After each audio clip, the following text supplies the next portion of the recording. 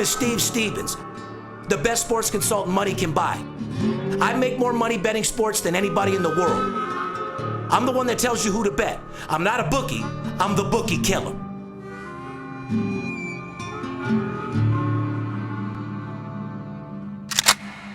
If money talks, then I got a lot to say. I'm on the grind trying to make $100,000 a day. With game that I pick, believe me, it's a winner. What I know could get you rich, cause all I pick is winners. Welcome to Las Vegas. Money talks, money talks. Welcome to Las Vegas. Welcome back, ladies and gentlemen, to the VIP Sports Podcast. I'm Steve Stevens, a.k.a. the Bookie Killer, sitting here with my partner, the Big Skipper, a.k.a. the chiropractor, Mr. Straighten Everybody Out. What's going on, Skip? Not much, man. Just getting ready to kick some ass. It's week 3 already in college football. Second week in the NFL season is here. I mean, it goes fast, Steve. There's only 14 weeks of college football. We're already in week 3. I'll be the first to agree with that, brother. This goes fast, ladies and gentlemen. If you're not taking part in this, if you're on the sidelines, you're not making money, get into the game. Like Skip said, it goes quick. Anyway, ladies and gentlemen, podcast number 90. Wow. Podcast number 90. We'll be at 100 here real soon, Skipper. Does 90 bring a number in your mind? Our good friend, Ndamukong Suh. Is that how you say his name? The Donkey Kong? I just call him King Kong fucking Sue because he's a beast. I just call him Mr. Sue. He's a friend of the podcast, yes, friend of VIP Sports out here, supports everything about what we do. That's pretty much the only 90 I could think of that would be worth. Julius Peppers. Julius Peppers. Another great defensive lineman. Now, Julius Peppers was in what, like early 90s, late 80s, Julius or was Peppers, he like in yeah. mid-90s or what? No, he played all the way to 2000 or? He's floating around. He's still out there? Julius Peppers. When did he graduate college? I don't know. I know he was a Tar Heel. He played for North Carolina. Because I could have swore he's like 40-something years old. Julius Peppers, he played for the North Carolina Tar Heels. He was drafted by the Carolina Panthers. That's where he got his start. Played for the Bears in Green Bay. Julius Peppers, man, he's out there. Get your fucking paper. Anyway, we got a great show for you today, action-packed. We're going to do a recap of NFL week number 2.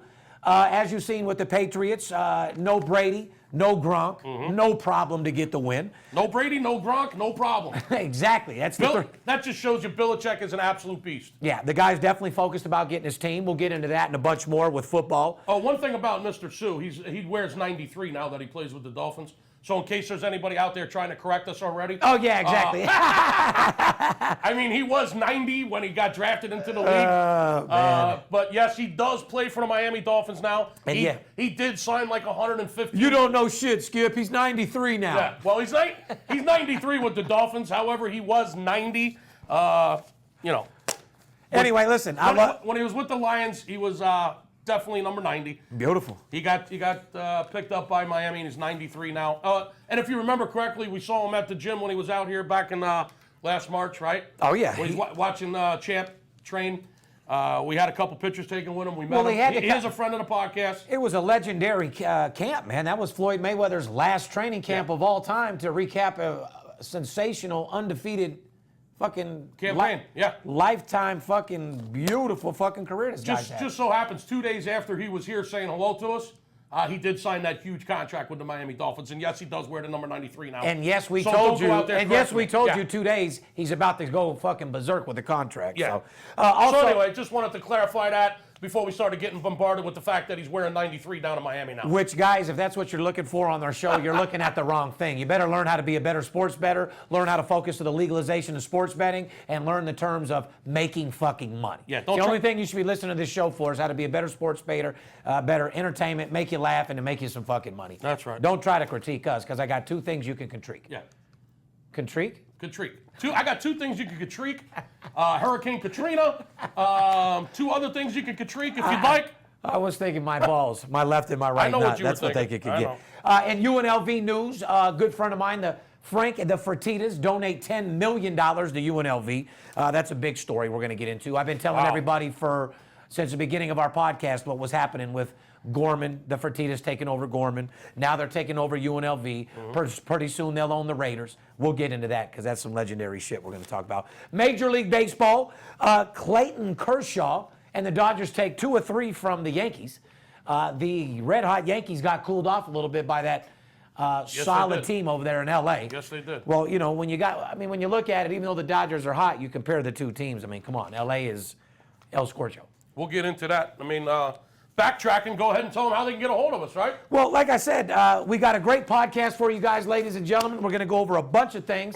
More importantly, how to make more money betting sports than anybody in the fucking world. That's the important part. Before we get into the show, Skip, why don't you tell these people how to get a hold of us if they want to sign up, if you want to go to our website, pretty much how they can get a free pick. Tell them how they can get a hold of us before we start our show, would you, brother? The easiest way to get a hold of me or to get a hold of Steve, if you're fortunate enough to, is just pick up your phone and give us a call. The phone number here is 877-220-6540. There's a place on there you can put your phone number in. You can get a free pick on our website.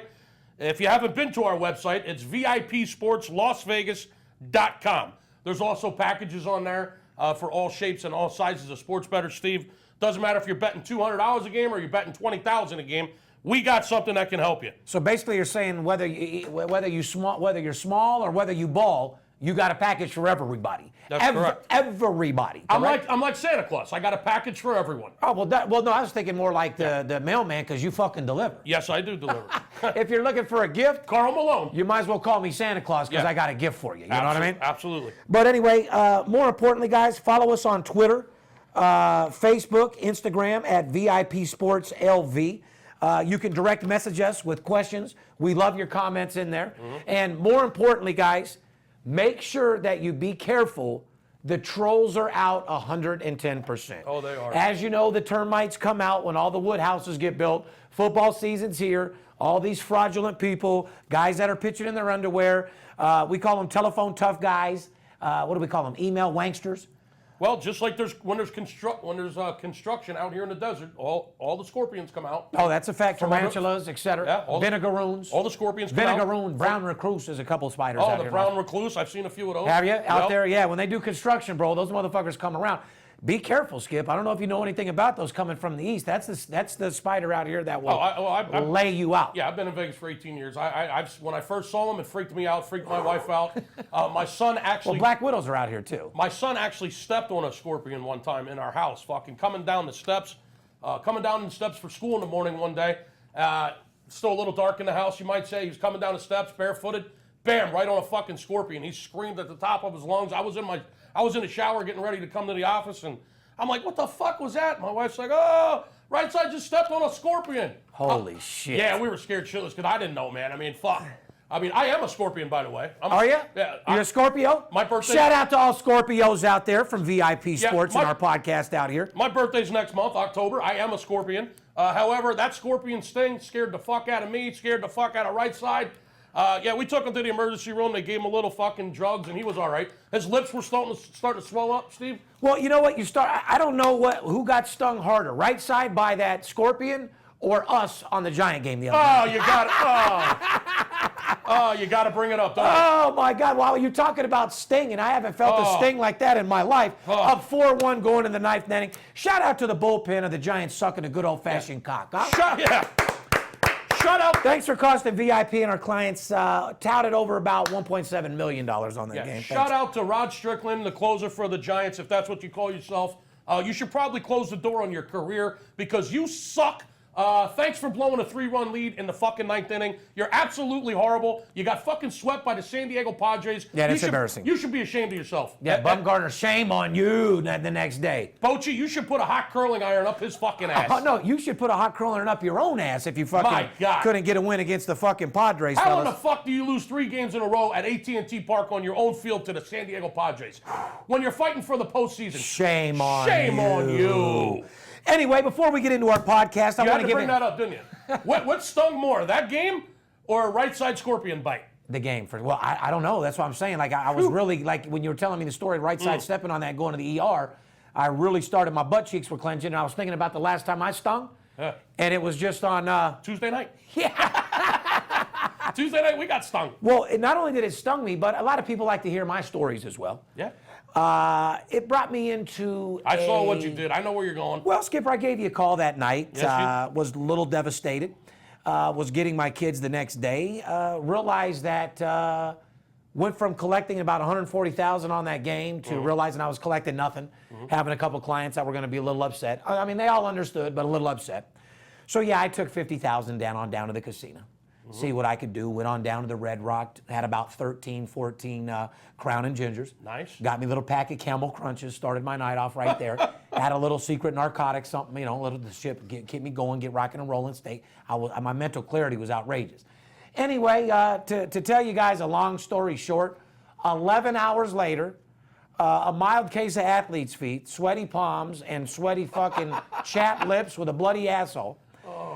About 11 hours later, I come home at 7 in the morning. By the way, the only reason why I showed one picture, that picture happened in the very beginning of the night where I was actually halfway sober. Oh, boy. You know me. Yeah. In the middle of the night, I'm not taking any pictures, pal. I can barely even talk to you. I was wondering how you got that picture. Yeah. Well, I know, because so I barely got that picture off, but I hit for about 300. You guys will like this story. Hit for about $311,000 in jackpots. Hit aces with a kicker for $50,000. Hit aces with a kicker on the $50 machine later for $100,000. Hit aces on the $50 machine for $40,000 twice with no kicker. Jesus Christ. 800 coins on the $50, because I play 50 and $25 machine, then I get on a run and go up to the 100. I was wondering why you didn't call me back. Well, hear me out. Now I understand. Now listen, now I'm hitting the jackpots at different times, and ladies and gentlemen, you got to understand, it takes a lot of money to make money playing $100 and $50 video poker. Oh, yeah. It's $500 every time you touch the machine. So you hit one jackpot. While that's froze up, you're playing another machine. You could easily dump 10, 20,000 into the other machine before you even get paid. While you're just waiting to get paid. While you're getting paid on the other machine. But at one point of the night, I had 100,000 in each pocket. Oh, God. So I was actually saying... That's the point you should have called me. Yeah, so, and I had, I got my dungaree shorts, so I had the pockets on the side. I had 100,000 in each shorts. I said, God. I'm done. I'm going home. Just pulled 2 more 100 out, put it in the machine. Before you know it, 11 hours later, chapped lips. I'm fucking blinking like Miss Pac-Man just ate a fucking pellet. I'm bing, bing, bing, bing, bing, bing, bing. And of course, driving. Driving the fucking Rolls Royce on the back road, right from the Red Rock to the house. Very unprofessional. Yeah, very unprofessional. Very, very upset at myself. Yeah, where was your driver? I sent him home early? I got mad. I lost the Giants. I snuck out and just did a fucking spontaneous, fucking outrageous move. But at the end of the day, ladies and gentlemen, so after winning 300,000 plus dollars, went home with 40 grand. Mild case. Well, I mean, not too bad, but when you look back at it, I could have went home with a lot more. But at the end of the day, Skip, we've told stories plenty of times. We're gambling to have fun. We gamble to relieve tension, to relieve stress, and give us an excuse to smoke 3 packs of cigarettes and drink a couple bottles of Crown. Yeah. I mean, that's what I do it for. What do you do it for? Because same thing. I'm not conversating with a guy next to me. Yeah. The hosts are standing behind me. The ladies wanting to rub my back. And that's the funny thing. Bitch, get the fuck away from me. Yeah. The ladies, listen, at one point I'm down $80,000. I'm drunk as a motherfucker, mad as a motherfucker. Lady comes up, can I give you a back rub? Yeah. No, what you can do is get the fuck away from me. I don't want your fucking back rub. It's almost like these little dick hotels giving out hot dogs. I don't want your fucking hot dog. I want your fucking money. Yeah. All right? I don't need a back rub. I don't need a fucking hot dog. All I want to do is break your casino for a couple $100,000. Well, when they see you're there firing, they send everybody in the fucking casino over. Everybody gets their shot at you, in other words. Right. One cocktail waitress comes by, gives you a fucking drink. Oh, listen.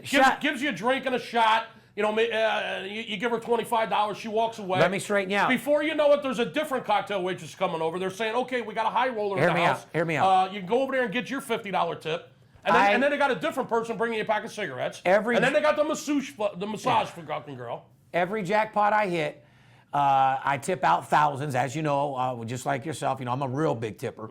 Cocktail waitresses, shout out to Red Rock cocktail waitresses, $100 tips every time. Right. So there was probably 3 girls. You saw at least 3 different ones. That made $500-600 just from me alone. Right. Because as I'm hitting, I'm giving out thousands of fucking dollars. You hit, you're pumped up, you play. It's all part of karma. Don't come to Las Vegas and not take care of the fucking people in the hotels. If you're not from here, learn how to tip. If you are from here, tip. You got to be a gentleman, especially if you have the money. If you have a lot of money, you have no fucking excuse. For normal people, do your 15% and do your thing. But to you celebrities, you actors and shit like that, make sure you tip. Fair enough? Fair enough. Before we get into the podcast, shout out to the military people out there that are listening to us on the Armed Force Radio Network. Shout out to the Armed Force Radio Network. We love you. Thanks for keeping our country safe. We salute each and every one of you. You can check our podcast out at 11:30 a.m. Pacific. And on Mondays, you can check us out at 6 a.m. and again at 6 p.m. Pacific. Got a great show for you today, Skip. Let's get right into it. NFL 2 recap. A lot of shit happened this weekend. I'd have to say week 1, Sportsbook made a lot of money. Week 2, I'd have to say the Sportsbooks probably broke even.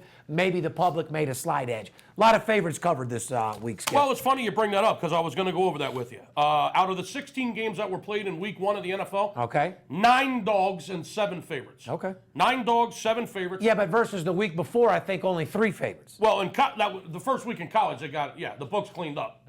Now, your stat right here, this is NFL, correct? This is week 1 of the NFL. Because I was talking about the favorites that covered were in college. Oh, college totally dominated with a lot of favorites in week 2. Which is why the sportsbooks got a little of their money back. Right. And in week 1, wow, a lot of upsets in week 1. But talk to me. So NFL, because I was going to ask you that next. So week 1 of the NFL. Week 1 in NFL. 9 dogs covered and 7 favorites covered. So if you bet the whole board, well, what that means is the odds makers actually were pretty sharp in week 1. They were right on. Yeah, the odds makers' goal is, as we know as professional sports bettors, and if you don't know out there, the odds makers' goal is to get 50-50 action. So they don't care whether the favorite covers or whether the dog covers. Oh, they want that 10% juice. Yeah, they just want the same amount on every game, and they need to get as close to the number as possible. If they get overweighted with one side, like too many dogs cover or too many favorites cover, they don't want to see that.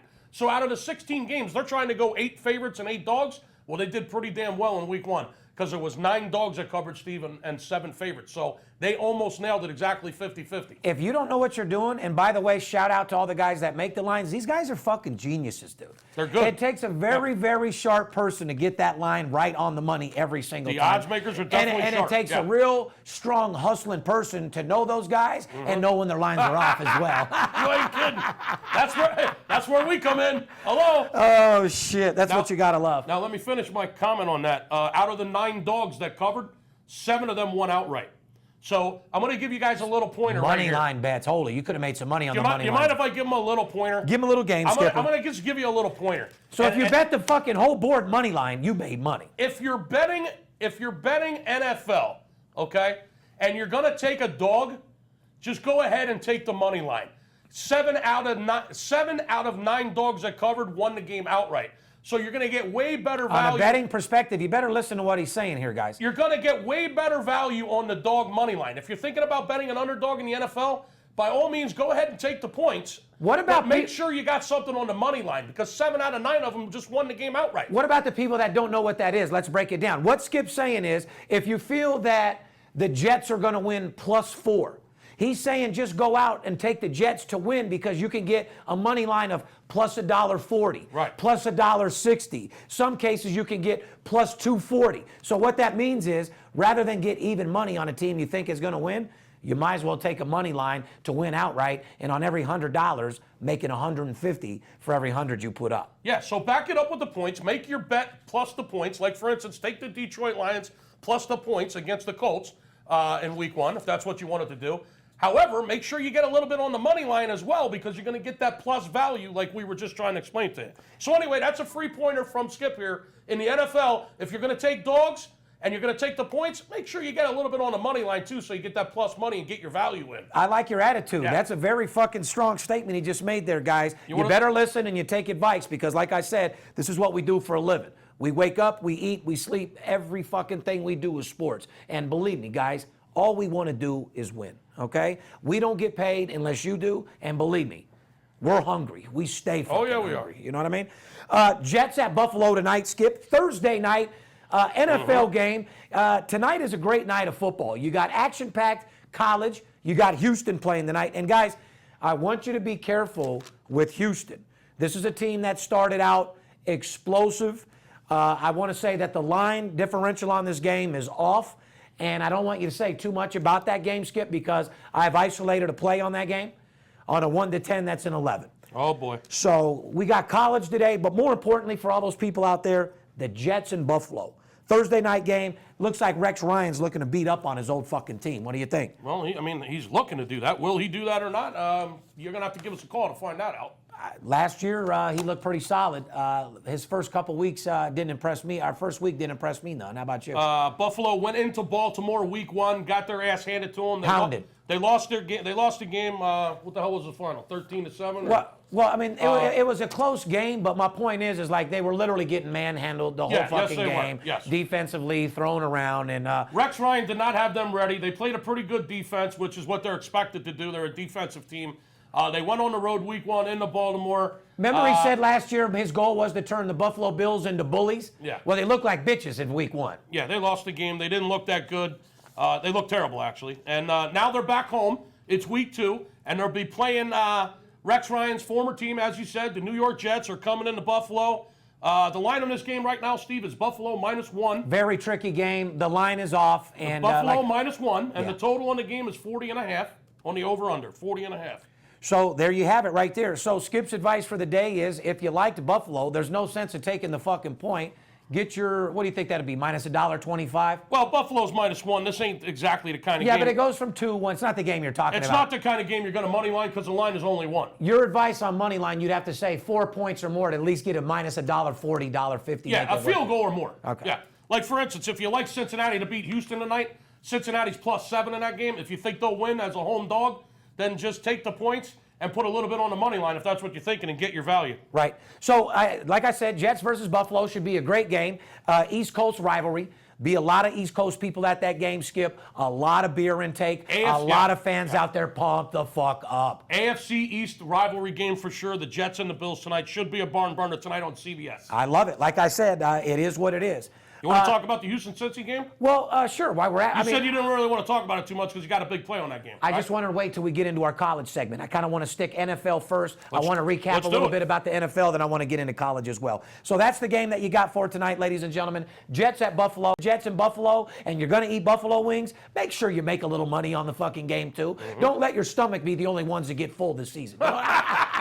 Make sure your bank account grows too. Because a lot of people you out there, whether you have a lot of money, a ton of money, and this is why I had to start breaking out my clothes that I wear, because I started wearing t-shirts, and I found out that a lot of our trust fund guys, a lot of our oil tycoons, a lot of our high-end people weren't calling in anymore because maybe they didn't see Steve dressed up in his fucking $600 shirts and his $1,000 Louis Vuittons, but that was the summertime, and it's 115 degrees in Vegas. That Steve. was my point. I mean, we like to wear shorts. I was still wearing $200 polo shirts, but Yeah, we like to wear shorts and t-shirts. But right? if I got to stay classy, which I am every day, to keep my reputation as the Bookie Killer, as the most feared sports bettor in the world, as a multi-millionaire, self-made man from sports betting alone. Right. Because I became a millionaire from sports betting. Period. I had made a couple $1 million in the past telemarketing, but you're talking about was making $400,000 a year, couple years. I never had $1 million or became a millionaire all at one time until sports 20 years ago. And when Money Talks hit the scene, I don't know who blew up more, the Hiroshima or my bank account. You know what I mean? It took you a while to catch on to that or what? I wasn't sure how I was going to respond to the Hiroshima comment. And moving on to NFL, like I said, I want to do a little NFL preview from last week. As we said before, no Brady, no Gronk, no problem. Don't get me wrong, it was a close game. Patriots looked solid as a very rare underdog, 23-21 over Arizona. Yeah, you don't get to see New England Patriots as an underdog very often. However, when they're going into Arizona, Steve, supposed to be a very solid team, and it's Larry Fitzgerald. I mean, they got a solid program in Arizona, brother. I mean, it's week 1, and you've had 4.5, 5 months to prepare for the game, and you don't have Gronk and you don't have Brady. Yeah, they should have been underdogs. However, Belichick is an absolute master. He's a fucking genius. He's proved it again, and they came out and won the fucking game. You think he'll ever coach another team? No. No, he's Why would you? Well, just to see if you could do it again. Fuck no. Okay. Yes, they got the job done 23-21 as an underdog, and Belichick proved again that he knows how to get ready for a football game. You can't give Bill Belichick 4.5 months to get ready for a game. No, because he's going to beat you. He's going to beat your ass. He's going to. You know why? Because he's going to do whatever it takes to get the job done. See, that's why I've always wondered why you like him when you know he's a cheater. See, I like I don't chance. like Belichick. Huh? Oh, you I don't don't like the Patriots or Belichick. Oh, I'm sure you don't, but you like the money they bring in. I've got to give credit where credit is due. I was incredible. I was incredibly impressed. The man is a mad genius, and you give him 4 months to get ready to play you, and you're going to get fucking beat. That's a fact. Yeah. Minnesota won in week 1. Sam Bradford might get the start this week. Should he? Probably. Yeah. Minnesota versus Green Bay. Mm-hmm. Good luck in that game. Yeah. It don't matter who's going to start that game. Good luck to you. Yeah, that's you read between the lines, ladies and gentlemen. Like I said, I want to talk a little bit about NFL. I know that the referees are on your mind. Skip, what do you feel about the referees in the NFL this year? I mean, because they're already fucking up. It's not just this year. I got a serious problem. Listen, one thing that I can't stand about the NFL, and it just drives me absolutely insane, and I'm sure a lot of listeners out there feel the same way, Steve. I know you do. Delaying the game is what makes me fucking disgusted. I am so fucking tired of, oh, that's a catch. Oh, no, that's not a catch. Oh, that looks like that may be a personal foul. No, we're just kidding. That's not a personal foul. I mean, I am so sick and tired of the reviews. Is this a catch? Is that a catch? Did he have control? Did he not have control? Listen, control my balls. Yeah. All right? And this guy, Mike Pereira, who was the former head of the NFL officials, the guy they always go to. Oh, he's on the fucking, what do you mean? The guy that gives all the answers when he's sitting up in the booth when they're commentating? Yeah, he don't know shit either. He's wrong every fucking time. He knows a guy that knows another ref that knows another ref who don't know shit. Every time they go to a review, right, they bring him in and they say, well, let's go to Mike. Mike, what do you think? He didn't get it right when he was on the fucking field. You're right about that. He couldn't get it right when he was fucking on the field. How's he going to get it right up in the booth? I mean, this guy's an idiot. Sorry to say, Mike Pereira, you're a jackass. You know what I wish they would bring back? He's supposed to be the former head of officials, okay? I know. It's really not funny. He looks at it in slow motion. This is not funny at all. He looks at the review in slow motion, he gives his opinion, and then they come back out on the fucking field and they do something totally different. You know what's one of the best things that was ever part of NFL, Skip, and I know you remember? NFL, you make the call. Mm-hmm. Remember they bring old clips back from old games and they'd say, you make the call, then they go to commercial break. You didn't like that? Yeah, I mean, it was cool. It keeps you interested in the game, don't it? Yeah, but it doesn't have an effect on the game like these motherfuckers. No, it doesn't have no effect. So I didn't mean to go from one thing or another because you are talking about a subject that... I'm talking about shit that sometimes matters on whether we're getting paid or not getting paid. I'm sick and tired of these reviews. The refs are what control the game, guys. And basically they control our money because we bet millions of dollars on sports. So it's very valid what you're saying. Sorry to cut you off. Talk to me. So you're saying... I'm just saying, they don't even know what the fucking rules are. I mean, when Mike Pereira, the ex-head of officials, is saying one thing, and this is the rule, well, this is what I think from what I'm looking at, and then they come out on the field and they say something totally different. He's wrong fucking 70% of the time. Or should I say 70% of the time, they don't agree. Whatever he says is not what they actually do when they come back after looking at the review on the field. It's insane. I'm waiting for them to say, well, this is what we think, but Obama came out with an executive order, and Obama says, no, it's got to go back this way. Right. I mean, I'm waiting for Obama's executive order on some of these fucking calls. It's unbelievable the shit going on. What do you think they're waiting on in Carolina after losing the Super Bowl and losing your first game right out the fucking gate? What do you think they're waiting for? What do you mean? What are they waiting for? Well, I mean, you think they're stressed out? You think their head's fucked up? You think, think about it. You had the best season, one of the best seasons anybody's ever had. You go to a Super Bowl, you get embarrassed. You go to camp, realize that we're still the number one team. We had a bad game. As you know, there were so many different turnovers. Come right back and get pounded. Yeah, I mean, all they were doing is crying about the fucking missed call on that helmet-to-helmet thing or whatever. Right. There was some. I mean, even Cam Newton said, "Listen, I don't want to keep dwelling on this. I don't want to cry about some missed call." Absolutely not. I like his attitude with that. Move on and go win a fucking game. Yeah, we got to refocus, come out and win a fucking game this week. Colts at Denver, -6 this weekend. What are you thinking about that? Well, tough loss for the Colts at Detroit, brother. That was your sleeper. Well, listen. Hold on. That was your sleeper, Skipper. I told everybody Detroit is my sleeper. How do you not watch our program and come out of here with winners every fucking time? You know what? There's like 5 or 6 people out there that are very, very sharp with knowing what we're saying. If you're listening, man, you're making money. And if you're not, shame on you. And if you're not calling, shame on you. That is a fact. If you think we're giving you a couple of subliminal hints here and there on the podcast and you're making money with What about the games we're putting 6 figures on? Yeah, why don't you try calling me and find out where we really got our money? What else you got? What else did you recap NFL? You got anything else to talk about? There's all kinds of things we can talk about. What do you want to talk about? Carson Wentz, my Eagles, new quarterback for the Eagles.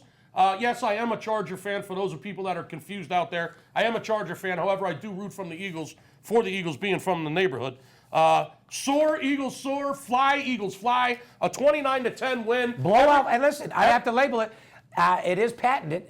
Absolute blowout winner. Carson Wentz took the ball on his first NFL career drive, went right down the field, touchdown. You had to love that, all my Philly brothers. I did. I loved it. The bottom line is we only played the Cleveland Browns, and yes, that's what everybody's saying. Well, it was only the Browns. It was Cleveland. Watch out, man. They looked pretty impressive. The Eagles looked pretty good. 4-0 in preseason, and come right out with a big win on opening day.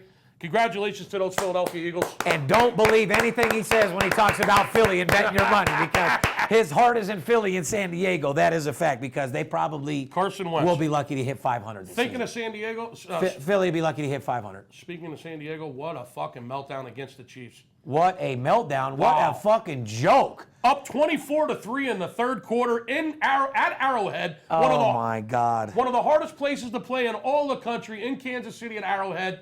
Not only do they come back and tie the game, but win by a touchdown to give people the push, there's no way anybody should have won that game if you bet Kansas City. No. That was a 4-touchdown differential that was just absolutely amazing. Yeah. San Diego, listen, you might want to think about just getting ready to just go ahead and fire Mike McCoy right now. I would have already fired him. I don't like him, never have. I think I would have got rid of the San Diego Chargers coach. Mike McCoy, you probably would have got fired right after that game. I wouldn't have even left you on the team plane going back to San Diego, because that is an absolute fucking meltdown in the opening week on the road against a division fucking team that you got to win that game up 24-3 in the third quarter. Shame on you. It was disgusting. It was horrible. And I probably would have just fired your ass right after the game. Well, not to mention that if you're a football fan, San Diego is probably one of the nicest fucking places you can go to watch a game. This guy's not even filling the stands, brother. A lot of these fucking teams are sold out, fucking packed arenas, and people want to come support them, but when they lose and shit like that happens, flat out fucking embarrassment. Speaking of another coach they should fire, fucking, what about Fisher for the LA Rams? Here's another team, Steve. The LA Rams. I mean, you finally, they made the move. LA got their football team again. Where did this pussy come from? Tennessee or Houston? Tennessee. Jesus fucking, I mean, Fisher, you and McCoy probably should have been fired just right after those games. he's terrible. Just fire him right away in week Do you one. know anything about Fisher's background? Where'd he come from? He's solid. No, but I'm saying, where'd he come from? That one thing about me, and I've told people there, I don't have a degree in sports. I can't tell you who played in 1955. I can't tell you who played 15 years ago, and frankly don't give a fuck. Has nothing to do with me and my connections with winning games against the spread betting sports. So let's just get that clear. I'm not sure where the hell he came from. Did he coach college football first, or what was it? No, I don't think so. He was a former player who just was an assistant and got a chance and was a Tennessee coach. Okay, well, as an NFL coach, you're fucking terrible. I'd go coach the team better than him any day of the week. Listen. He has no motivation. I've heard his speeches in the locker room. He's terrible. He seems to be. You can't motivate your troops. If you can't get your guys pumped up. See, here's one thing that people need to understand if you're going to be a leader. Like if you're an owner of a company, you can't come out of your office, give a 30-minute meeting, and tell your salesman that you want them to do something that you can't do yourself. One thing about it is, guys, you have to show people what you expect out of yourself. So what I do as an owner, I get on the phone, I show people, I do what I expect them to do. Because one thing about me is I can show you better than I can tell you. So be a leader, show people what you expect out of them, and maybe they'll give you what you want. Lead by example. Just one-on-one motivation with Steve Stevens, just telling you how to be a better closer. Leave your problems at the door, go be motivated, go be excited, turn in your alter ego, and go kick some fucking ass. Motivate, hire, train, motivated, stay high-powered. Excitement sells in no matter what business you are. Keep it simple, but be powerful. And make sure you bond with your client. You got to make them laugh. You got to bond with them, because if you're not bonding and you're not becoming their friend, they want nothing to do with you, period. Amen. Anyway, moving on. Speaking of head coaches, let me give some props to head coaches. I want to talk about UNLV real quick, Skip. Okay. As you know, I've been telling people this since podcast number 1. I'm third generation, born and raised in Las Vegas. As you know, the Fertittas have taken over Gorman, and shout out to the Gorman Gales as the #1 high school program, football, basketball in the United States of America. My son will be going there, and this was the segment that I can't wait to get to, because people that are born and raised here, and when you trip on what I'm about to say right now, it's going to trip you out. So, as you know, the #1 coach we went ahead and sent Sanchez over to UNLV, okay? He got the championship done over there with Gorman. So his brother is solid as a rock, one of the best coaches around as well. Took over the high school team. He took over Gorman. So the Fertittas, you know, they've already bought Fertitta Field. Basically, if you guys don't know, Gorman is the Fertittas. They play on Fertitta Field. They donate. They've made that team very, very strong. They own all the Palace Station casinos in Las Vegas, for those of you that don't know. They're Vegas boys. Their dad, Frank Fertitta, started as a valet parker at the Bingo Palace, which was the Palace Station, when the mob boss actually flicked him the keys to the place because he was under investigation, had him put in his name, and that's how he became in the casino business. Is that unreal? God bless America, and God bless Las Vegas. And God bless Fertittas, because if you're from Las Vegas and you don't support the Fertittas, shame on you, because let me finish what I'm saying. So they've taken over Gorman, got that program 100%.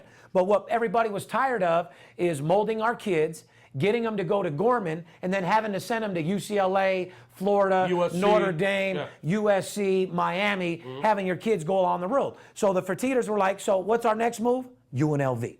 So what they did was they sent Sanchez 2 years ago over to UNLV, and what did we find out yesterday? All of a sudden, the Fertittas donate $10 million to the UNLV program. To build a new indoor football practice facility. Yeah, and just to let you guys... $10 million. Yeah, so... must be nice just to be able to donate $10 million. Well, when you sell UFC and you and your brother make $1.2 billion each... Oh, they got it. Yeah. No, well, $1.2 billion each? Yeah, they got it. Not to mention, before that, Lorenzo blew up this company called Las Vegas Reservations. Tim Poster, they even had a show, Tim and Tom. They bought the Golden Nugget. Very familiar with it. Fertittas were... he did that whole deal. He took Las Vegas Reservations, sold it to Expedia for $100-something million. This guy knows how to turn money into a lot more. Knows how to flip that money. Let me finish what I'm saying for you Vegas people. What that means for UNLV is that Fertittas are taking over, Fertittas are getting involved, and that means our football program will be amazing within 5 years. But I'm not done. So I've already told you guys that they were taking UNLV over when we sent Sanchez there 2 years ago. So what are we doing now? We got Gorman on lock. Now after a world-class player goes to Gorman, they can go right to UNLV, where we can get our program together. Now our basketball is in a lot of trouble still, but with a little help from the Fertittas. See, because when you're talking about basketball, you're talking about the president of the school, Skip. It's not just a matter of a good coach and you know, there's rules and regulations you got to follow, and you have the athletic director and the athletic program. And our athletic program literally fucked up UNLV. People in charge of the UNLV basketball athletic department are fucking terrible. So we got to get them out of there as well. But Fertitta's taking over UNLV is step 2. Now, you guys ready to hear what step 3 is? Why they sold UFC to get $1.4 billion apiece is because they're about to buy the Las Vegas Raiders. Oh, boy. So could you imagine, to all my people out there that are from Vegas, or guys like myself that are born and raised, could you imagine if we're blessed enough to see one of our kids go to Gorman, to UNLV, and to the Las Vegas Raiders? Wow. I never thought in a million years, and nobody ever in a million years thought that they would ever see that living or being born and raised in Las Vegas, Nevada. That our kids are actually going to have a chance to go to the #1 high school, go to a badass fucking college, UNLV, with the badass program, and then go right to the Las Vegas Raiders. That would be crazy. And that's that could be highly possible here in the future. For a born and raised, I can't listen. I will drop a tear when I see the first kid that is born and raised in Vegas, got to go to Gorman, got to go to UNLV, and make it. That'd be a Las Vegas born and raised person's dreams. Yes, it would. And that's going to happen within the next 2 years. So if your kid is 10. You better give it like 5 or 6 years. I say 2 years it gets done. They'll be playing here in 3. Well, yeah, okay. To get from high school into college into the pros is going to give it 4 years. I'm talking about the Las Vegas Raiders. Oh, the Raiders are coming for sure. That's happening within 2 years. Yeah. But what I'm saying is, God bless the Fertittas. They actually care about Las Vegas. They're putting Las Vegas on the map. And for you that don't know who they are, recognize that they're the reason that all this shit is making happen. They're the reason that the Vegas team is coming here. They've been fucking talking to Al Davis and them, getting them to come here to sell them the fucking team for a long fucking time. They're the Donald Trump of Las Vegas. That is fact. Make Las Vegas first. So you come to Las Vegas, you best believe the Fertittas got much love in the community, and they're born and raised out here too. At least Lorenzo and Frank are. Round of applause for the Fertittas. And will you start letting us bet more money in your casino so maybe we can come in there and take some of your motherfucking money? Yeah. As you know, the stations have limits. They only let you bet a couple grand a game. Some of the smallest limits in town. I mean, I don't know what's smaller, a mouse's pussy or the station's limits on betting sports. God. I went in there the other day. They would only let me get off $2,000 on the game. I'm like, you got to be kidding me. Oh, my God. You guys own like 15 fucking casinos. You're worth billions of fucking dollars. You're telling me you got a $2,000 limit on a fucking game in your sports book? But listen, on the bottom of my heart, from a guy born and raised in Las Vegas, thanks for taking care of Gorman. Thanks for taking over UNLV. And I can't wait to see you guys get the Las Vegas Raiders. And once we get the Las Vegas Raiders, within 3 years, we'll have a professional baseball team. And in 4 years, we'll have every sport, and Las Vegas will be berserk. Skip, me and you talked about this off air. People always ask, how will Las Vegas embrace the Las Vegas Raiders? I can already tell you that they're acting like it's their team. If we did a couple appearances in the sports books over the last week. You were on the opposite side of town from me. The fucking sports books out here are roaring for the Raiders now. So, I mean, they are going to support them. They're going to fill that fucking stadium up. And Las Vegas will be one of the strongest teams in the game. Remember I said that. Moving on. Anything else you want to talk about besides before we get into finishing on baseball? Whatever you want to talk about, I'll talk about, Steve Stevens. Well, before I got into getting all excited about the head coach, we were saying You got all excited about the Fertitta family, the Raiders. Yeah, we were saying that, the Dodgers took down the Yankees. What else you want to talk about, Skipper? Baseball's your segment. Anything that excited you? As you know, the clubs are looking to clinch. And like I said, I've been clinching my balls all year, making money on the Cubs. When they're minus $2, $2.50, you don't take them. Those are the games they lose. When you see the Cubs at $1.30, $1.20, and you're not betting them every time, you got to be the dumbest motherfucker in the world. The only thing I want to say about baseball right now is that the pennant races are starting to heat up. There's teams competing for the wild card for the postseason. I already said shame on the San Francisco Giants. You're in a postseason race. You get swept at home by the Padres. Even Bumgarner got beat yesterday afternoon at home. Shame on you. Shame on you, Bochy and the Giants. If the season ended right now, Steve, the postseason would look something like this. The Red Sox would be playing Cleveland, okay? The wild card game would be Toronto and Baltimore. Whoever won that game out of the Blue Jays and the Orioles would have to go play the Texas Rangers, who have the #1 seed in the American League. If it were to finish right now, the Rangers would be sitting there with the #1 seed. They would play the winner of Toronto and Baltimore, the wild card game. And then Boston and Cleveland would have to play each other in round 1. And you know what? That's how the American League would look. I understand. In round 1, that's a dogfight fucking battle. I like both those teams. Fuck, you're looking at. I like both those teams to advance, just so you know. Well, you're looking at some. I like one of those teams to advance further than game 2. Well, I like Cleveland and I like Boston. I think Boston can make it a long way if they get their shit together right now. Yeah, they can. Yeah, no doubt about it. And I'll tell you, listen, as far as the wild card goes, Toronto and Baltimore don't have it sewed up. I mean, right now, Detroit's only a game back. The hottest team in baseball right now, Steve, won 8 straight games, Seattle Mariners. God, they are on fire, and they're beating people's ass, too. They're not just winning by a couple runs. Their offense is hot as a pistol, hot as fish grease, They just swept. hot as Kim Kardashian's butthole coming out of hot yoga. And that's pretty fucking hot. Oh, dude, coming out of a fucking steaming yoga room? Does that bitch even do yoga? Yeah, she does. Well, you know what? I think it might Yoga, be... you got to like pick yourself up on your hands and spin around and shit. She's a little big for yoga, no? Well, how about hotter than steam room Pilates?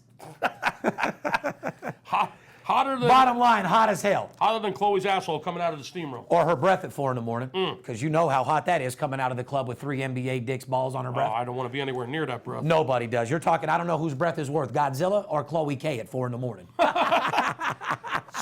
So the American League wild card looks something like this. Right now, if it ended right now, it'd be Baltimore and Toronto. Detroit's only a game back. Seattle Mariners, hottest team in fucking baseball, have won 8 straight. They just swept the LA Angels in LA. Shame on you, Socha. Now, how do you feel? Socha, you should have been fired 5 years ago. You're a fucking disgrace, too. They're on a streak right now. Does that mean you're on their dick and you're all pumped up about it? Because I still don't like him and I still wouldn't bet. The Mariners are only a game and a half out of the wild card. But if you missed out on the 8-game winning streak, do you jump on their dick? Do you jump on their train right now? No. No. I don't think so.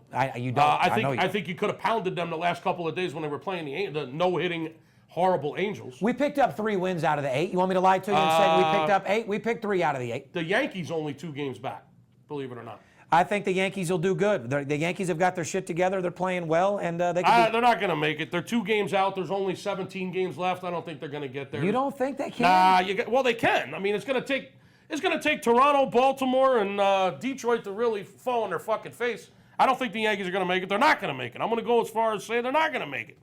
You want to talk about the National League real quick and then move on? Yeah, I do. But before we get there, because I know that you're very familiar with Joe West. I mean, obviously you're a baseball guy. Joe West tosses Joe Madden. What's that all about? Yeah, I didn't like that either. I saw when that went down. It was kind of Joe West is known. What's your take on it? I don't know. You didn't like it. Yeah, so your first thought was? You don't throw Joe Madden out of game. The guy's a fucking beast. He wants to come out and bitch a little bit. The guy was throwing a no-hitter. I mean, isn't that what baseball was built on? His pitcher's throwing a no-hitter. He comes out and bitched a little bit, and Joe West threw him out of the game. Skip, back in the day, they used to kick fucking dirt all over these motherfuckers. Yeah, Billy Martin used to go fucking crazy. Throw the fucking bases and go berserk. Earl Weaver, remember Earl Weaver, Baltimore Orioles? He used to go fucking berserk on the umpires. So you feel like he overstepped a little bit? Yeah, fuck Joe West. I think Joe Madden, you're an absolute fucking beast. Best manager in baseball by far. Look what he did for the Tampa Bay Rays. Took them to the World Series in 2008 with no payroll, with no players. Took them to the World Series. Of course, got beat by the Phillies, but anyway, who's counting? National League. Want to talk about the playoff scenario right now, Steven? Let's wrap it up. If baseball ended today, the National League playoffs would look like this. There's some good teams that are playing real scary right now, Skip. The Cubs, of course, would have the first seed. Yeah, I love it. Said that all year. They would be sitting there waiting. The wild card game would be the Mets and the Giants. The Mets would have to go to San Fran, play the Giants, one game in a wild card, and then the winner would have to play the Cubs in the series. I'd rather play the Mets because Giants will sting you like a stingray all fucking day long. I mean, who you want to play first? You saw what the Mets did to the Cubs last year. They want a rematch. I'm sure. They want a rematch. The Dodgers. I'm saying if you're in that top spot, you want to play the Mets or Giants? The Cubs probably would want the Mets again, I would say. Yeah, let me knock them Mets out. Yeah, just because of what they did to them last year. Yeah, let me handle them real quick. Little revenge fucking factor there. And I think they will get their revenge. So the Dodgers would be playing the Nationals in the first round.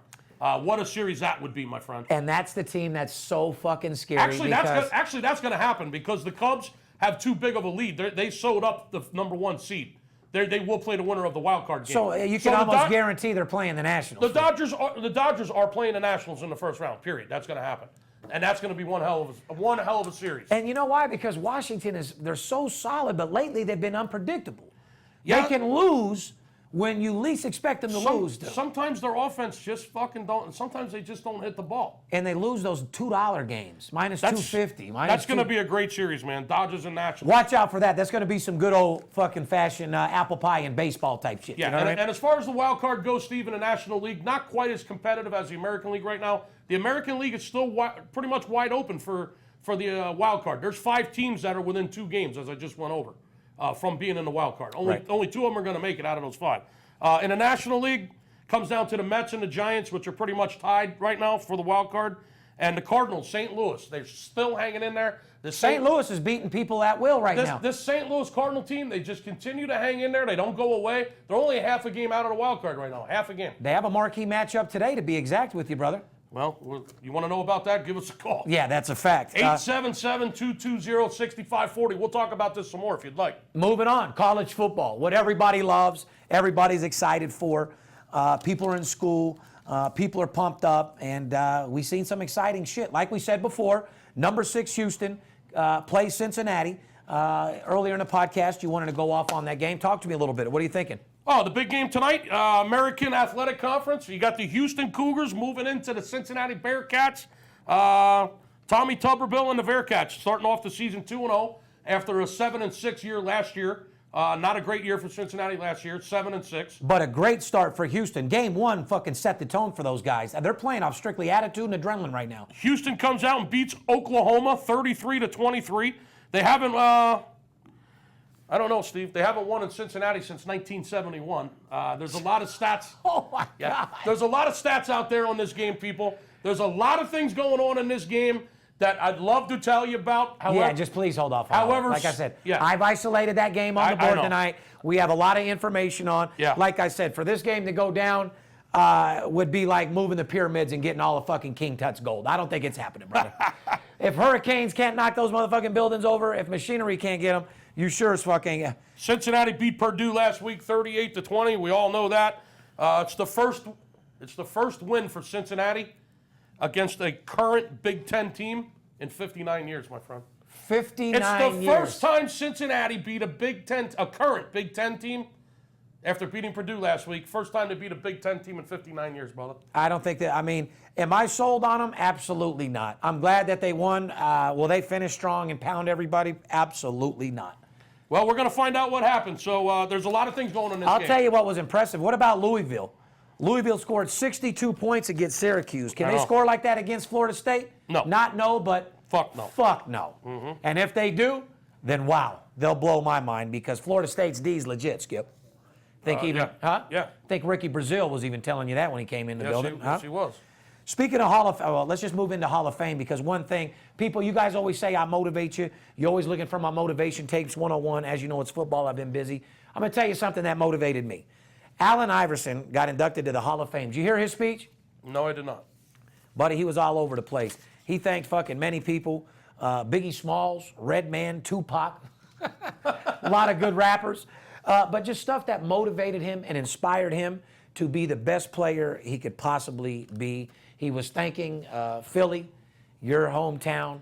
Thank all you guys. Yeah. But my point is, it was a great speech. It was passionate. It was kick-ass. I don't know if anybody knows that, Allen Iverson's completely broke from all the money that he made in basketball, all the money that he made in jewelry. But, however, for those people that think he's broke, when you Google his name, it says he's worth $1 million. Let me clarify why he's worth $1 million. Allen Iverson has a lifetime contract with Reebok. He gets $1 million a year till he dies. Do you know that? No, I didn't, but I do now. So if you run his net worth, he's worth $1 million. He gets $1 million a year from Reebok. God bless you, Reebok. And I'm so glad they signed that contract to him because it would be a shame, the leader and the fucking superstar and the inventor of the crossover with everything he did for the league and practice. I mean, you use his shit on a daily basis.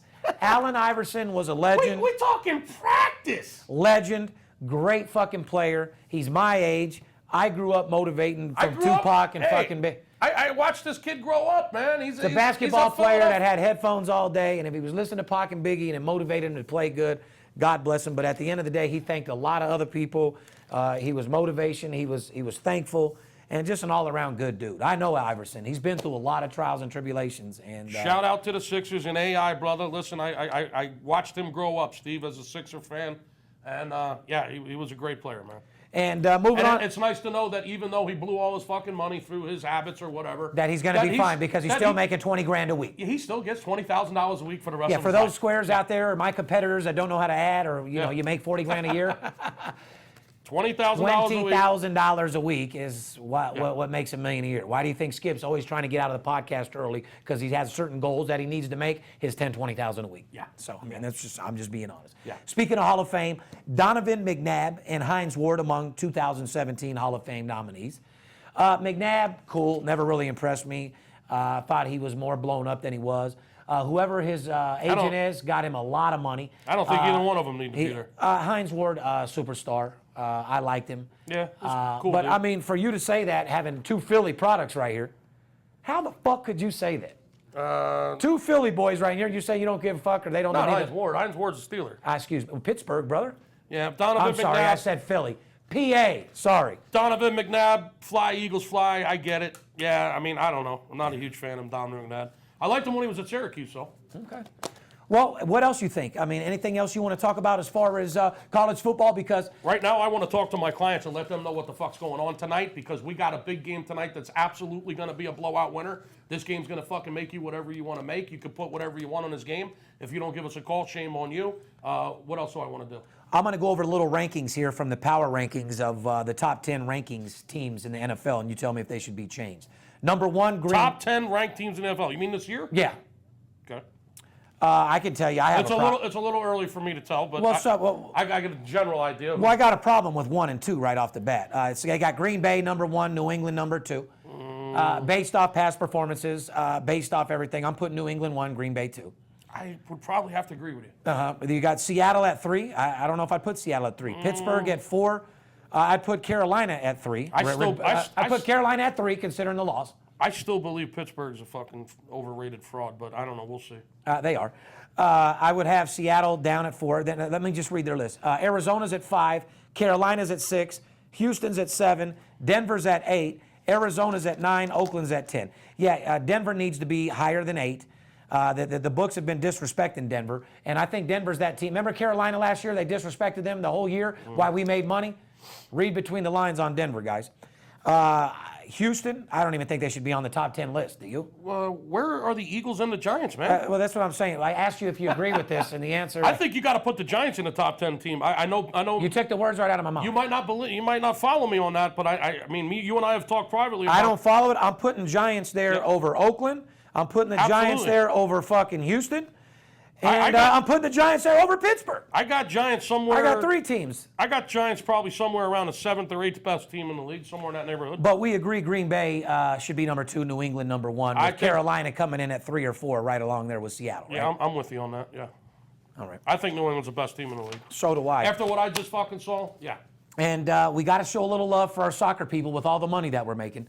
All the people that paparazzi's people are putting on Twitter, and the millions of people that are calling us and going berserk. The other day, the fucking phone wouldn't stop ringing, nonstop for fucking 6 hours. The phone rang about 19 fucking times in a row from people out of the country. Shout out to everybody out of the country. Just asking us about fucking soccer. How much is the soccer program? Do you got a soccer game for me tonight? Yeah. But I'd have to say more people from out of the country are calling for American NFL and college football and baseball. Oh, yeah, don't get me wrong. I got VIP Sports is the one and only worldwide, the biggest worldwide sports consulting firm in the world. None of my competitors get 15 to 25 internet orders from out of the country. Sorry, you guys don't even get any. Yeah. We get countries we can't even pronounce, and people like money. Manchester City dominates Manchester United in the first Manchester derby of the season. That's a whole lot of Manchester. It's a lot of Manchester beating Manchester. Manchester got Manchester. Manchester had So, I mean, they dominate Manchester United. Jose Mourinho. Jose Mourinho. First game as a manager in this long-time rivalry. Said that didn't go as planned. No, it didn't go exactly. I'd have to say it didn't go as planned either, brother, if that's how you planned it. Well, Man City dominated from the start in that game. Basically finished. They pulled out. They got the 2-1 victory. And it is what it is. It didn't go exactly the way you thought it was. Well, the game was never close, as the score indicates. Jose took part of the blame for selecting the wrong players to start, and he also blamed the players. Here's what I like. Those Europeans, those motherfuckers blame the coaches, bro. Like, they hold those coaches accountable, like in Mexico, and they're killing players and coaches and shit. Like, they'll tell it, like, the coach is responsible for playing the players, so you're just as involved. It's not like... You hear that, Mike Sosa? Yeah. I think American sports should take something from the Europeans' page. Yeah, you hear that, Mike McCoy? Manchester City remains undefeated in the Premier League at 4-0. Hey, congratulations, 4-0 start. Champion League group play begins. Notable opening fixtures. Paris Saint-Germain and Arsenal. Arsenal started off the match by giving up a goal at the 1-minute mark. Barcelona and Celtic. A couple different things going on there, Skip. Yeah, I mean, Lionel Messi, Luis Suarez, Neymar. I mean, they're all back. They're all healthy. They're all ready to go. Barcelona dominated the game from start to finish, winning by a score of, it doesn't say. And no one cares. If you want to make money in European soccer, if you want to get fucking paid, all you got to do is go to VIP Sports. Whether you want American football or the Premier Soccer League, we have all leagues of soccer for you. We're looking to get paid. Oh, that was the best laugh it really of the fucking was. show. Moving on to entertainment and music. Winning by a score of, it doesn't even say. No, score of these nuts, yeah. We got to get on the phone, Skip. Moving on to entertainment and music news.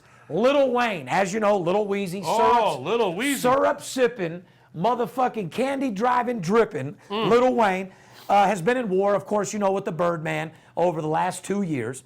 Weezy claims that he's owed back money in the tune of $51 million. Listen, that's a lot of money, though. I will say he's the modern day Dr. Dre. He has been robbed. Lil Wayne should literally be worth a couple $100 million. He came out in an era where he took over. You don't know this, but Nicki Minaj and Drake, he founded them. He put them on. You know how much money Nicki Minaj is. She's in movies, her selling millions and commercials. Drake is even bigger. I mean, it's fucking insane. But anyway, he's owned $51 million in back pay on his music for bringing for Drake and Nicki Minaj. Wayne has claimed that the Birdman has been holding his latest album hostage and refuses to release it. That's fucked up. However, it has come to light that Wayne has the music for his latest album and won't release it until he is paid in full for what he's owed. So somehow he got his new music, ain't giving it to Birdman, and Birdman said he's not putting out. Birdman, you're a good dude. You have no talent. Cash Money, Juvenile, B. Gene, Wayne, and Turk made all your money. You've never were a rapper. All you did was get money from the trust fund that you and your brother got, opened up a label from a car wreck or whatever the fuck you did. Don't get me wrong, you're a beast. You made a lot of money. You handled your business. But you got to take care of the people that made you who you are, dude. Juvenile's out there broke as fuck. Turk ain't got no fucking money. BG's doing time in prison. And Wayne is owed all this fucking money for giving you hundreds of millions of dollars. Pay the motherfucker because people want to hear his music. Bottom line. Fair enough? Fair enough. Ryan Lochte, once again, I told you. Why are we talking about this cocksucker Because again? I told you he's going to be on Dancing with Stars because you're going to like what I got to say. Somebody attacked the motherfucker. That's why I got to say. It seems that other people besides myself hate Lochte. Ryan Lochte gets the scare of his life at Dancing with the Stars. Supposedly, we're talking this again, but we have to. He was dancing with Cheryl Burke. That's his Monday partner, night, right? Lochte made his debut on Dancing with the Stars with his partner, Cheryl Burke. Everybody knows who she is. While performing, two guys came on the stage wearing anti-Lochte shirts. Yeah, they had shirts that said locked with like a Let's circle with the cross. Yeah, no locked. Yeah, and so they're anti-Lochte. Two guys came on there wearing the shirts. Security instantly rushed, tackling one guy, handcuffed them both, put them on the ground. Both men were arrested and taken to jail. The men claim they have done this because of Ryan's big lie in Brazil about being robbed at gunpoint, making Brazilians look stupid, making the country feel stupid. Lochte, is supposed to be getting good press. When you go on Dancing with the Stars, like when Floyd went on there, it really gives you positive press. It gives you a lot. I mean, I would go on there, dude. It blows your company and your brand the fuck Floyd up. was on Dancing with Stars? Yeah. I didn't know that. Floyd was, I was there. I went with him. Oh my God, I didn't know that. Floyd was on season 2 No way. of Dancing with the motherfucking Stars. I didn't realize that. Yeah, and he was actually killing it. He was doing pretty good. But the bottom line is they should leave him alone. He lied. Who gives a fuck? People lie every single fucking day. They should leave him alone if he's going to go away. I mean, don't leave him alone and then put him out there and pay him to do TV shows and put him in front of us. Well, like I said, if you're going to leave him alone, let him just go away. Everybody's taking the money. They've taken away the money for the gold medal. They've taken away Speedo, took his money away for having a little cock. He's losing endorsements left and fucking right, little guy. So, I mean... Come on, little dude. I guess what I'm trying to say to the fans is, he lost more than any of you guys did, more than any of you reporters, or more than anyone in Brazil. So shut the fuck up and leave him alone. Yeah, he's a dumb fuck. Yeah, he's a dork. But he lost millions of dollars, and you guys lost nothing. So yeah, he paid a penalty. Get off his dick. That's what I say. All right. Even though I don't like him. The IRS comes after Nelly. It's getting hot in here, so Nelly better pay his taxes. Oh, boy. What do you think about that? Nelly got a very, very unwanted knock at the door this week. Oh, boy. When he first got a knock on the door, he didn't know if Floyd was coming back for his old bitch or if it was the IRS. So actually, we realized Floyd doesn't want Mix Jackson, so he gave her to Nelly. Wasn't Floyd at the door. It was the IRS agents. Can you believe that shit? Don't sound so excited, Skip. Wow, I'm baffled, actually. IRS agents came over and informed Nelly his assets were being frozen and that the IRS was pursuing him for back taxes to the tune of $2.5 million. Time to write a check, homie. Yeah, I don't know why these people don't pay their taxes. Now, let me get it straight. Time to write a check. Nelly has the money. Yeah, write the But, check. I mean, it started with Wesley Snipes. I mean, pay your fucking taxes, guys. God damn. Stop fucking paying with the IRS. Those are the first fucking people I pay. Yeah. Leave me the fuck alone. But anyway, Nelly's faded away since rap and mainstream rap the music industry is absolutely dead. There's no such thing as selling CDs no more. Everything is on the internet. The only time they're making money is doing tours. Bottom fucking line. But anyway, shout out to Nelly. Pay your taxes, bro. You don't want no problem from them fucking people, bro. I don't care how big you think you are. Ryan Lochte lost a lot of money for lying to Brazil. Leave him the fuck alone. Lil Wayne has an album that's absolutely banging. Guys like us can't hear it because Baby's a fucking punk, basically. I mean, holding the fucking album for the guy can't come out. Allen Iverson gave a great speech. We feel that New England should be number 1. Green Bay should be number 2. College football is in full effect. You got Houston tonight taking on Cincinnati.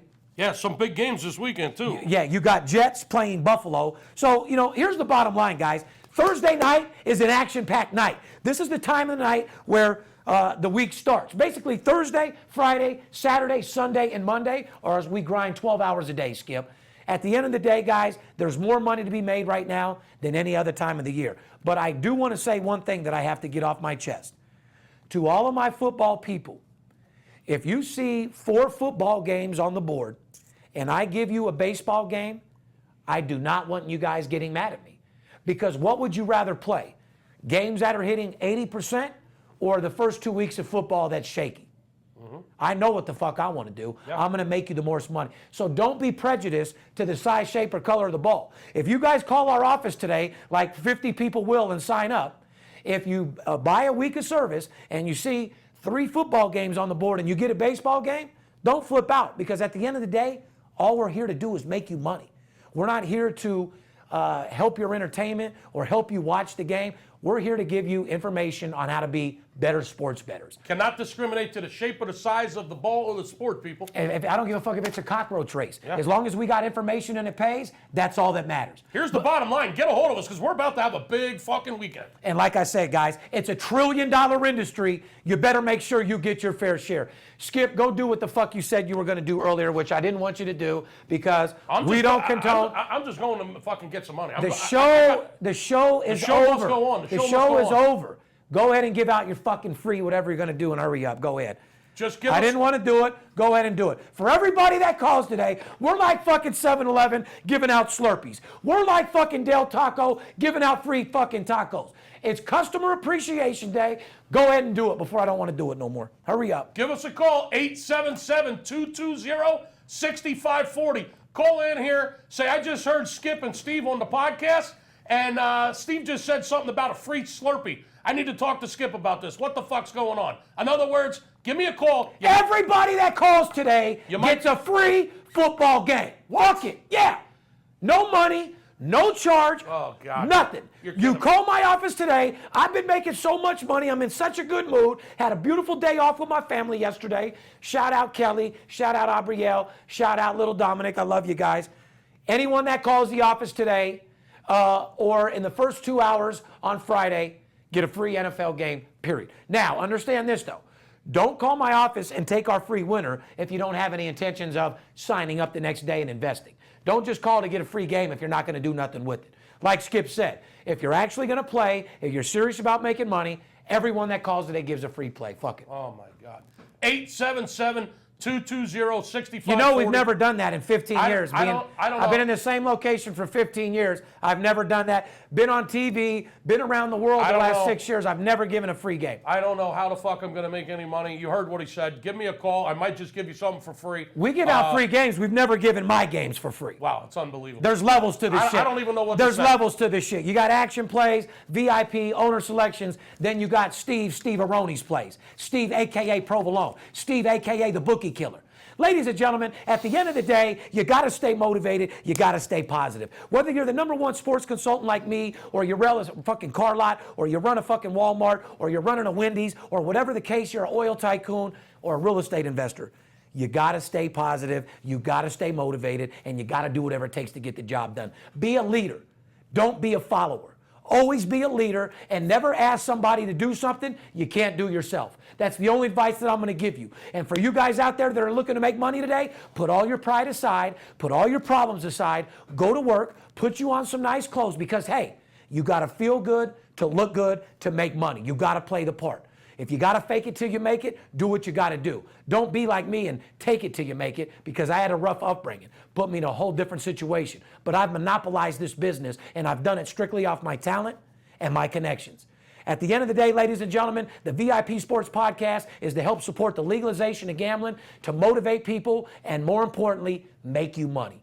on the behalf of VIP Sports and myself, let's go make some money. Let's go kick some ass. It's NFL Thursday. We got 2 college games, and don't let the players be the only ones that get paid. There comes a time where you deserve to shine. I want to make sure I help you. Fair enough? Fair enough. We love you, see ya, and wouldn't want to be you.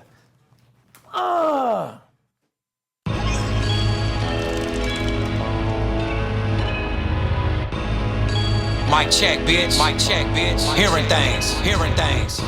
Been hearing a lot of shit though. Gotta release that shit, bitch. Fuck you. Hold up. I got you, Dirk. I got you, Dirk. I got you. I got you. I keep hearing things. I keep hearing things. I keep hearing things. It must be the money talking. It must be the money talking. The sports book keep calling me, I won't lie. They really want to kill me off, but I won't die. Even though I lost the last game, I'ma try, cause it's a constant struggle to make this money multiply. To make this money multiply, I gotta take